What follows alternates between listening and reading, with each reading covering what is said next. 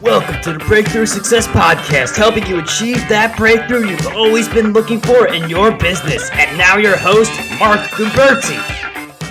Hello and welcome. I'm your host, Mark Guberti, and this is the podcast for marketers and small business owners who are looking for the breakthrough for their businesses. I am very excited about this show. We are going to talk about using our businesses to create a positive impact on the world with our guest, Hamilton Perkins.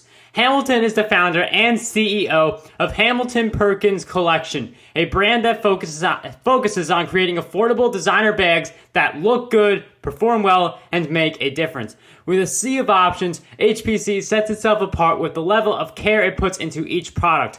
Hamilton sees philanthropy and giving as an essential part of running a business today. And now it is my pleasure to welcome Hamilton to the show.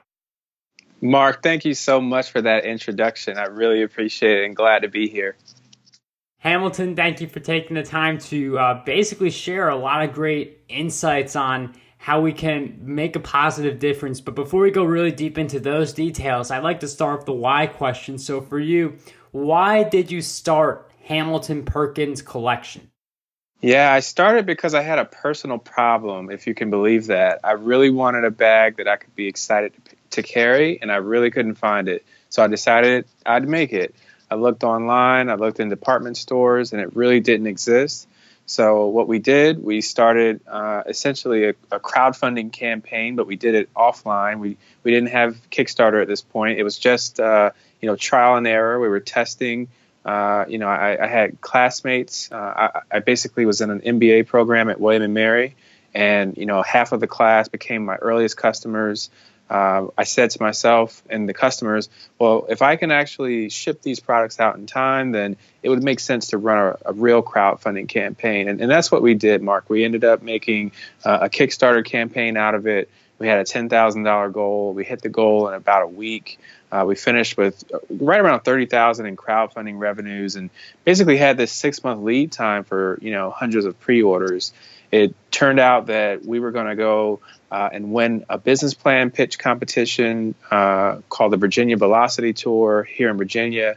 It was hosted by the governor of the Commonwealth of Virginia and a venture capital firm called Village Capital. That gave us some more access and a little bit more runway to walk away with a $25,000 grant. We finished up the year at Bloomingdale's, where we hosted a trunk show. It was a one-day sale, and it was a great response. We came back to Virginia, where we're headquartered, and we shipped out all the pre-orders. And then we turned our e-commerce store on in late December, early January. And, we've just been building up our inventory all year long, and we're looking forward to the holidays again. Thank you for sharing with us why you started Hamilton Perkins Collections. And I know that in any business, there are a lot of challenges when it comes to having the idea and trying to bring it to life. And I'm wondering, how can we stay hopeful as we put in the work to turn our ideas into reality? Yeah, I think action always inspired me. I mean, honestly, it's going to be tough and it's going to be hard. But what we found was, by working on something that we were really passionate about, something that, we really could actually, be, just excited about first thing in the morning, to come to work, this is something that we can do. And there's nothing else that, we'd rather do. So I think persistence pays dividends. And I think also just, really believing in what you're doing will set the tone for your work. And in the case of Hamilton Perkins Collections, the work that you guys do has a positive impact on the world, and you use recycled goods to basically create what you provide, those bags. So I'm wondering, how do we create products that do good for the world? Yeah, that's a good question. So in our case, we knew that we weren't going to be, kind of like the world's leader overnight in recycling. So we sought to find great partners. We initially partnered with Thread International. They're an organization that's committed to, ending poverty in sort of less developed countries. And we created this product called the Earth Bag, and we use their fabric, and we brought to the table upcycled billboards. So like you'd see on a freeway or in a downtown busy area, we take those old billboards and then we use it for the inside lining of our product, and we combine that with the recycled plastic. And that recycled plastic, it comes from the developing world. So Haiti is the pilot country for the program, and basically the first mile of the supply chain, it starts out with basically plastic, and you have this landfill. Just picture a landfill. I just got back from Haiti, and I got a chance to kind of get on the ground there to meet a lot of the bottle collectors and the collection center owners. But if you can just picture, like all of these plastic bottles that are like kind of in canals and just kind of on the streets, they can be picked up and sold to collection center owners.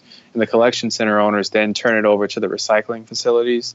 The recycling facilities then ship it over to the U.S. where it's kind of finished into a final product, and a brand or a designer can take it and can cut and sew it into something that's affordable and something that looks good and has use again. So I think it starts with for us at least partnership and then execution. Thank you for sharing all the great insights on how we're able to create products that do good for the world. And you mentioned having the right partners is something very important. And I feel like you also have to have the right people surrounding you. And part of that is attracting the right employees. So with that in mind, how do you attract employees who embrace and share your mission? Yeah, I think, it really goes back to time and effort. I think a value system that will resonate with potential employees or interns or founders, that kind of thing, co-founders. I think that sets the tone, but it takes investment. Like you have to spend time deliberately thinking about it, figuring out who do you want to work with, and going to meetups and meeting up and networking and using LinkedIn and podcast and writing and blogging about it. I mean, all of these things for us in our experience has been kind of transformative, and like not really being stuck on like a job listing or maybe just like a typical skill set. Referrals are always good, word of mouth is always good. And if you have people that are close to you and you can trust them, then that in our point of view, like that's a good place to look as well. Thank you for sharing with us how we can attract great employees, because that's definitely something very important for any business. And you were tackling some of this earlier where basically with any business, you want more people to know about you. So what are you doing to get more people to know about the Hamilton Perkins collection? Yeah, and that's the work that we do all day. It seems like, basically our product is a physical product. So when we have that product in the world, we you would imagine, or maybe you wouldn't, it can really like make a difference. Like when we actually have the bags that we sell, the shirts that we sell, the basics that we sell, when we have those available for customers to purchase, it actually turns into a great word of mouth sort of multiplier, because a lot of times someone will have a bag and then it's a great conversation piece. Not only is it really changing a lot in terms of how people travel or how they dress, but it allows them to express themselves, and it allows them to actually share a different side of themselves. And by all these things, they're spreading the word, and they're getting the word out there. And then there's always going to be the kind of like the e-commerce decisions, and working with working with partners and wholesalers, or working with department stores. We partnered with Bloomingdale's. We knew that they had a very significant just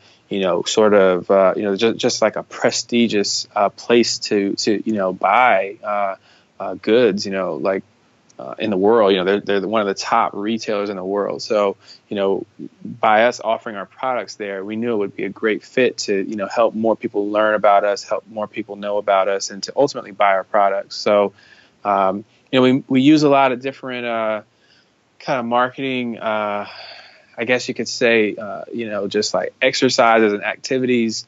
Branding is, really, really key. Really just having a solid communication plan around like what we're up to, and really like inviting customers and potential customers in on the journey. I think has been the biggest way that we've grown, by just simply showing the behind the scenes, which so often is something that we don't see, and that really ties into our like the essence of our mission. It was like we started because that's kind of what we were looking for from other brands, and we couldn't find it, so we decided to do it ourselves. I really love that idea of not seeing something being provided and then instead of complaining about a problem, creating the solution. And I feel like that's the birthplace of all innovative ideas. It's I have a problem, no one else is solving it, so I'm going to solve it and then share it with other people. So with that in mind, how exactly do we come up with innovative ideas like taking recyclables and turning them into bags? I think you hit it on the head. I think it's taking a personal need or pain point and turning that into a solution. It's not hard to find, I would say, probably like a problem in your life. Like if you just like document every single day. So here's one thing that I do that, I still am, I have a list of things, and it goes on and on and on.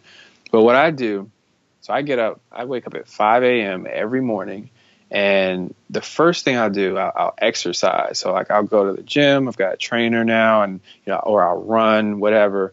But when I'm done, I'll come back, and before I kind of like get into my breakfast or my shake, I will kind of write down a couple things. I'll write down the things that I'm grateful for, and I'm just like in this like gratitude state of mind, just like, I'm thankful for, e-commerce. Like I'm literally thankful for having inventory, like literally the things that I'm thankful for. And then, I'll come back and I'm going to list out like some action steps. Like, what are the 3 things I need to accomplish? I need to show up on the podcast, right? Like I need to actually, ship out products to customers today, whatever the things are. But then at the end of the day, I'll go back to the list, and I'm going to look at my progress, and I'm going to see, did I accomplish the things that I set out to accomplish? But, also importantly, I'm going to tackle the problems of the day or the struggles of the day. And I'm going to come up with solutions for the day. And it can be anything. It doesn't have to be business. It could be just, personal problem, like, looking for, a better way to, boost sales, or maybe it's a branding, question, looking to, aggregate like branding data, or, figure out a way to like, justify ROI on, some type of project. These things then over a week, a month, years, they add up, and there's multiple business ideas right there if you just like practice this exercise every day. And it takes a lot of discipline, and there's tons of ways, but I know for me, like I'll always have like almost infinite, like problems that can be solved. And then, it comes down to sort of like who's going to be like uniquely qualified to kind of solve those problems through, like skill set, background, and then just like general motivation. Hamilton, thank you for sharing with us how we could come up with innovative ideas. I feel like not all ideas are created equal. You got to come across a bunch of bad ones to get a few good ones. But once you hit that innovative idea, you have absolutely got to run with it. And some entrepreneurs are totally running with their ideas. And I'm wondering if you could share some advice to the entrepreneurs who are they're running with their idea, but they want to make it with their idea. Yeah, I think, look, if you're young, you've got time to do a lot. Like, if you are like already starting to think about like, how can you make a business? You have a business idea, you have a venture, just in my experience, and it's a short experience, I would still say that, you have time. So that is the big asset that, so many like more seasoned entrepreneurs or business people will always kind of come back to tell you like, hey, we wish we had more time, or we just wish that, we would have gotten started sooner. So I would say, really take advantage of like this kind of element of like risk. And, I have a business background. I did banking prior to starting my company. I also worked in investment management. That's what I was doing immediately before I started my company. But I got a chance to really talk to a lot of consumers, a lot of, business owners as well, and I had a big portfolio of clients and, multiple, revenue sizes. And, those are like some of the recurring themes that I learned was, a lot of time, it does come down to like just getting started earlier. And, first mover advantage is like a real thing. So, I'd say embrace your ideas, work really hard, work smart, and, you'll have a lot of success and you'll break through. Hamilton, thank you for giving us all of your great advice for basically charging with our ideas. And I'd like to move to the second portion of our interview. And that second portion starts with the question I'd like to ask everyone. And that is, what is one big challenge you faced in your life and how did you overcome it? Yeah, I think the biggest challenge I probably faced, whether personal or professional, I'd say would be probably my mother passing away at a young age. I mean, I was like 18 years old. So like I moved out at 17 and like, I mean, that was just a huge shock for me. I really didn't ever picture it being that way. But, I knew that she had put a lot into like kind of me, like in terms of just, investing in education and, just like treating me, teaching me how to treat people and like how to, just be, like, I guess just, beyond business. Right. And I think I overcame that by, just, really like knowing at the end of the day, like she would want that for me. Like she would want me to, like start a company. Like she would want me to like follow my dreams. And, I think the other thing is just like not letting yourself down. Right. You have to know like that you're not going to let yourself down, and it's okay to like fail. Sometimes people feel like, at a certain point, like, oh, they're never going to fail, or like, like if someone fails, like, they criticize someone else's failures. You just have to kind of forget what other people think. I think that's the way that I kind of overcame a lot, was just like literally overcoming what other people thought of me, and really just like kind of focusing on like what I wanted out of things. Like I know tying back into my mother, like that's what she would have wanted for me. Thank you for sharing that big challenge with us. And I love how you do all of your work thinking of her and knowing that this is what she would want from you. I find that very inspirational. It's something to think about. If you're listening to this right now, your parents are still here, or if you are a parent, the cycle is going to continue. So you definitely want to leave your impact while you have the time. Absolutely. And going on to switching gears for a moment here, you've learned a lot of lessons along your journey, and I'm wondering, what is the best lesson you have learned on that journey? Ooh, it's patience. Nothing comes easy or overnight. If it were easy or overnight, there would be more people doing it. And, there's never a thing that just like changes everything. There's always little things that change everything. I do things that, no matter how big or small it may appear to be, the optics of it still ends up being important, and it is always the thing, but it's never the thing. So it's kind of like a contradiction, but it's the truth, and that's why patience is so important. I think for what I've learned and just in my experience, I can't get too excited about, the next step. I can't get too excited about, one thing that's happening today, because the next day it may not be happening, or maybe the next day there's a different challenge that arises, and, that can impact everything. So, patience really is like the thing that I've learned the most, I think, from, kind of starting the business, and then just generally in life, especially when you're young, you want things to happen fast and you want it now. And you see, like your peers and you want, the best, but, that's just my takeaway is just, be patient. Hamilton, thank you for sharing with us that very powerful lesson of patience. I mean, I feel like patience is something that you know that you have to have, but you don't want to have. You just want the result right away. But patience is definitely going to help you achieve your results. Absolutely. And it's not glamorous, but, it's effective. Speaking of effective, one of the effective habits I've recently developed is to read a lot of books. I actually have 14 right next to me as we're doing this interview. And one of the things, as the true bookworm I am, I ask the question, what are 3 great books you can think of right now? Oh, okay. So I just read Shoe Dog. It's Phil Knight's book, founder of Nike. That's a great book. I'm reading a lot of Gary Vaynerchuk stuff when I can. I haven't read any of the books recently, but I still like his first book, The Crush It.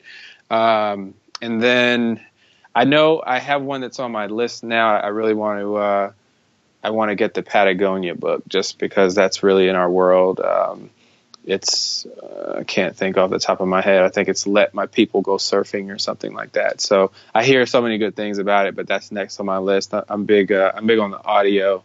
So, I listen in on 1.5 and, I rock and roll in the car or on the go in the gym, whatever. But I love books and also love the podcast as well.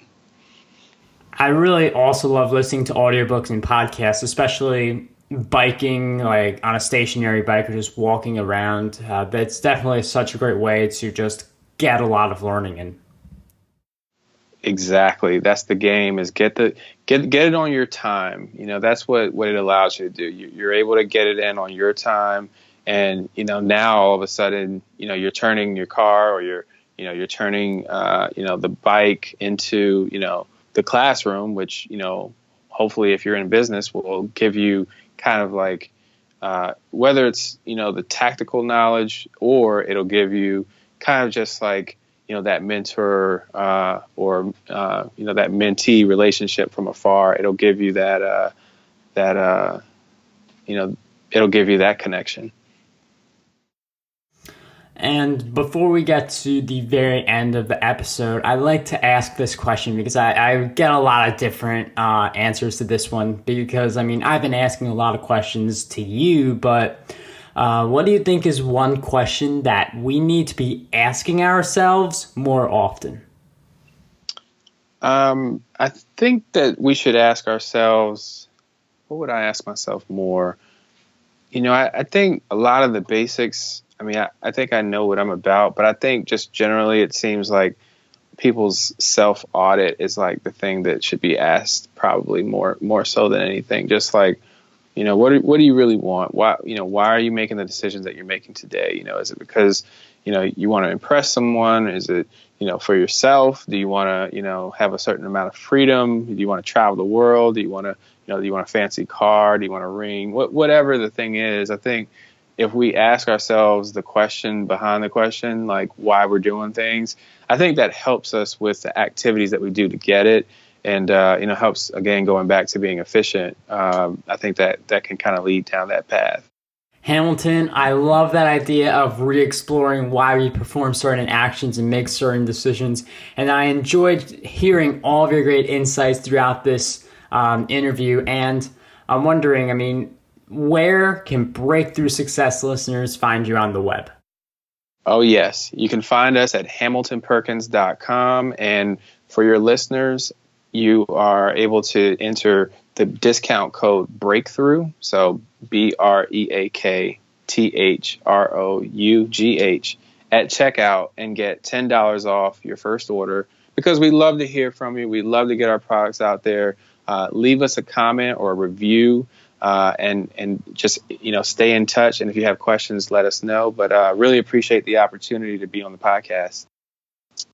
Hamilton, thank you for sharing all of your great insights and that wonderful coupon code with us. I really love the choice for what you chose. All those links, including books, coupon codes, and Hamilton's website, those will all be in the show notes, which you can find at markguberti.com/E47. Hamilton, it was a pleasure to have you on Breakthrough Success.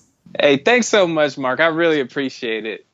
To never miss an episode, don't forget to subscribe to the podcast on whatever player you are using. If you are a regular listener and haven't done so already, I would greatly appreciate it if you could give this podcast a review or a rating.